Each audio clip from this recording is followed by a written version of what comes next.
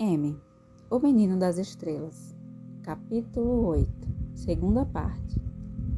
Ofir. A neblina branca se evaporou. Uma atmosfera azul celeste de um tom forte parecia flutuar ao redor, em vez de estar em cima, no céu como na terra. Sentia-me submerso em um azul quase fosforescente, que não dificultava a visibilidade. Das janelas, vi pradarias banhadas por um alaranjado suave. Fomos descendo pouco a pouco.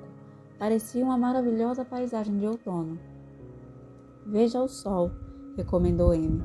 Um enorme círculo avermelhado se destacava no céu, tenuente coberto pela atmosfera desse mundo. Formavam-se vários círculos ao redor daquele sol descomunal. Era umas 50 vezes maior do que o da Terra.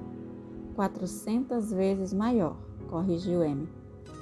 Não parece que é tão grande, porque está muito longe.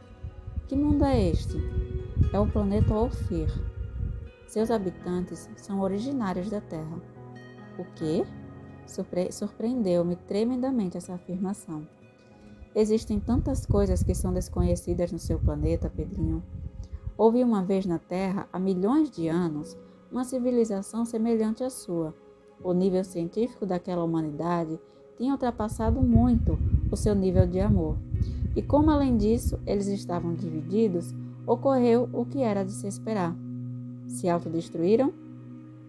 Completamente. Unicamente sobreviveram alguns indivíduos que foram advertidos do que ia suceder e fugiram para outros continentes, mas foram muito afetados pelas consequências daquela guerra. Tiveram que recomeçar quase do princípio. Você é o resultado de tudo isso. Você é descendente dos que sobreviveram. É incrível. Eu pensava que tudo tinha começado como dizem os livros de história, do zero, das cavernas, dos trogloditas. E as pessoas de Ofir, como chegaram até esse planeta? Nós o trouxemos. Salvamos todos aqueles que tinham 700 medidas ou mais, as boas sementes. Foram resgatadas um pouco antes que se produzisse o desastre. Salvaram-se muito poucos. A medida evolutiva daquele tempo era de 400 medidas, 100 menos que hoje em dia. A Terra evoluiu. E se acontecesse um desastre na Terra, vocês resgatariam alguns? Todos aqueles que superem as 700 medidas. Desta vez, há muito mais pessoas com esse nível. E eu, M, tenho 700 medidas? Ele deu risada com minha preocupação. Estava esperando a pergunta, mas já lhe disse que não posso responder isso. Como se pode saber que tem 700 medidas ou mais? É muito fácil. Todos aqueles que trabalham desinteressadamente pelo bem do próximo têm acima de 700 medidas. Você disse que todos procuram fazer o bem. Quando eu digo o próximo, eu não quero dizer somente a própria família, o clube, o próprio grupo. E quando eu digo bem, estou me referindo a tudo que não vai contra a lei universal, a lei fundamental do universo. Outra vez, essa famosa lei. Você pode me explicar agora qual é essa lei? Ainda não, paciência. E por que tão importante? Porque quem não conhece essa lei não pode saber a diferença entre o bem e o mal. Muitos matam acreditando que estão fazendo bem. Ignoram a lei. Outros torturam, colocam bombas, criam armas, destroem a natureza pensando que fazem um bem. O resultado é que todos eles estão fazendo um grande mal, mas não sabem, porque desconhecem a lei fundamental do universo. Por isso, deverão pagar por suas violações à lei. Nossa, não teria imaginado nunca que fosse tão importante. Claro que é importante. É suficiente que as pessoas do seu planeta conheçam e pratiquem a lei, para que o seu mundo se transforme em um verdadeiro paraíso. Quando você vai me dizer qual é? Por enquanto, contemple o mundo de Ofir. Tem muito mais para ensiná-lo, porque aqui todos praticam essa lei. Sentei-me numa poltrona perto dele para observar pela tela aquele maravilhoso planeta. Estava impaciente por ver seus habitantes. Íamos lentamente a uns 300 metros de altura. Observei muitos objetos voadores semelhantes ao nosso. Quando se aproximaram, comprovei que tinham formas e tamanhos muito diferentes. Não vi grandes montanhas naquele planeta. Também não vi zonas desérticas.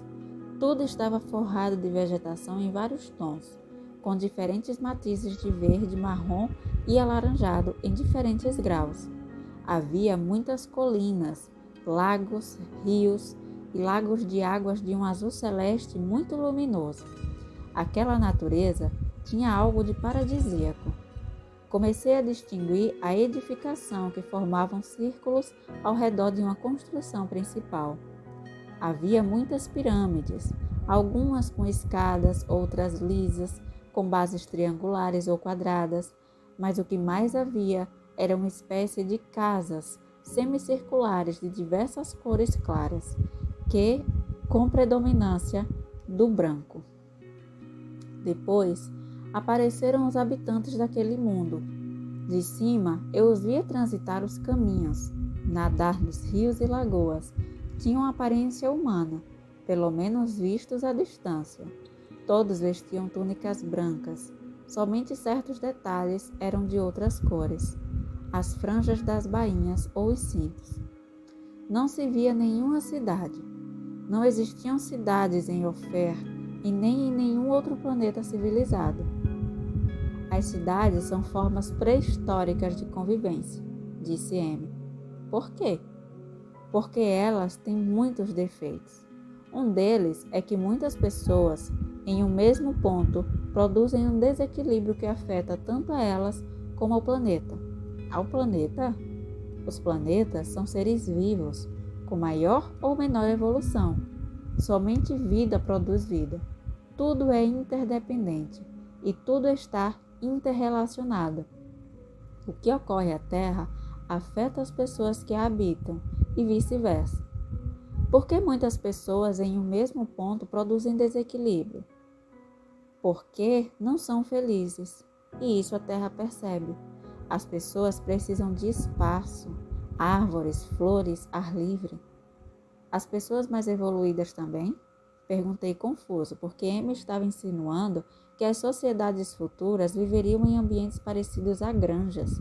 E eu pensava que ia ser exatamente o contrário. Cidades artificiais em órbita, enormes edifícios cidades, metrópoles subterrâneas, plástico por todos os lados, igual que nos filmes. Sobretudo pessoas mais evoluídas, respondeu. Pensava que era o contrário. Se na Terra não pensassem tudo ao contrário, não estariam a ponto de se destruir novamente. E essas pessoas de Ophir não querem voltar à Terra? Não. E por quê? Ao deixar o ninho, os adultos não voltam ao berço. É pequeno para eles. Quando nos aproximamos a umas construções de pouca altura e de estilo muito moderno, começamos a descer. Isto é o que mais se parece a uma cidade em um planeta civilizado. É um centro de organização, distribuição e apresentação de atos culturais. As pessoas só vêm ocasionalmente em busca do que necessitam, ou também para presenciar alguma manifestação artística, espiritual ou científica. Mas ninguém mora aqui. Parou a nave a uns 5 metros de altura e disse com entusiasmo: Agora você vai conhecer os seus antepassados de milhões de anos atrás. Vamos sair da nave? Nem sonhando. Os seus vírus poderiam matar todas as pessoas deste mundo. E por que não o afetam? Porque estou vacinado, entre aspas. Mas antes de voltar ao meu planeta, devo me submeter a um tratamento purificador. Muitas pessoas transitavam por aí. Quando uma delas passou por perto das janelas de nossa nave, percebi algo terrível. Eram gigantes. M, estes não são terrícolas, são monstros. Por quê? Brincou. Só porque medem uns 3 metros de altura? 3 metros? Um pouco mais, um pouco menos, mas eles não se sentem especialmente altos. Mas você disse que eles vieram da Terra e lá as pessoas medem um pouco mais da metade. Disse-lhe que os sobreviventes da Terra foram afetados pelas radiações e desequilíbrios do planeta, e isto modificou seu crescimento. Mas ao ritmo que vão, em algumas centenas de anos, poderão atingir sua estatura natural. Ninguém prestava muita atenção em nós. Eram pessoas de pele morena, magras, pelvis estreitas e ombros levantados, retos. Alguns usavam um cinturão parecido ao de M. Todos eram muito tranquilos, relaxados e amáveis. Seus olhos, grandes e luminosos, denotavam profunda espiritualidade. Eram puxados para os lados, amendoados, não como os de asiáticos, mas como os das pessoas que aparecem nas pinturas egípcias. São os antepassados dos egípcios, maias, incas, gregos e celtas, entre outros, explicou Mieme. Essas culturas foram restos da civilização Atlântica, e estes são descendentes diretos deles. A Atlântida? O continente que afundou? Exclamei. Pensei que isso fosse uma fábula. Quase todas as fábulas do seu mundo são mais reais do que essa sombria realidade na qual vocês vivem. Em geral, as pessoas não andavam sozinhas, mas em grupos. Tocavam-se muito uns aos outros ao conversar.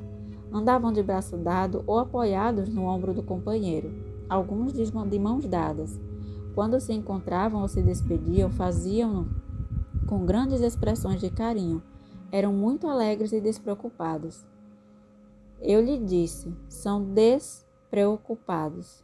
Não se preocupam, se ocupam. Oxal, você aprende-se a fazer a mesma coisa. Por que estão tão contentes? Perguntei isso porque na Terra as pessoas andam muito sérias pelas ruas. Aqui todos pareciam estar numa festa. Porque estão vivos, você acha pouco? E eles não têm problemas? Eles têm desafios, não problemas. Aqui está tudo bem. Meu tio disse que a vida só tem sentido quando existem problemas para solucionar. E que uma pessoa sem problemas se daria um tiro. Seu tio se refere a problemas para o seu intelecto. O que acontece é que ele tem atividade em um só dos cérebros que mencionei. Seu tio é simplesmente atividade intelectual caminhante. O intelecto é um computador que não pode deixar de funcionar, a menos que a pessoa já tenha desenvolvido outro cérebro, o emocional. Quando o intelecto não encontra nenhum problema para resolver, nem quebra-cabeças, pode chegar a enlouquecer e pensar em dar-se um tiro. Senti que ele se referia a mim, porque eu também estou pensando sem parar. E existe alguma outra coisa além de pensar? Perceber, desfrutar o que se vê, escutar os sons, tocar, respirar conscientemente, cheirar, saborear, sentir, aproveitar o momento presente. Você é feliz neste momento? Não sei. Se você deixasse de pensar por um momento, seria muito feliz. Imagine, você está numa nave espacial em um mundo situado a anos-luz de distância da Terra, está contemplando um planeta civilizado, habitado pelos antigos Atlantes. Em lugar de perguntar bobagens, olhe ao seu redor, aproveite o momento. Senti que Amy tinha razão, mas ainda tinha uma dúvida e a expressei. Então o pensamento não serve? Típica conclusão terrícola, riu Amy. Se não é o melhor, então tem que ser o pior. Se não é branco, deve ser obrigatoriamente negro.